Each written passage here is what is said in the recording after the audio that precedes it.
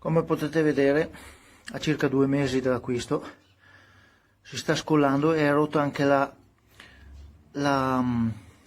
tela, praticamente la tela si è rotta.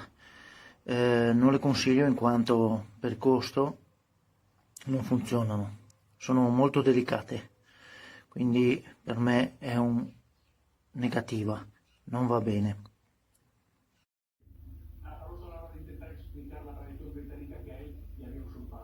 Esto por aquí.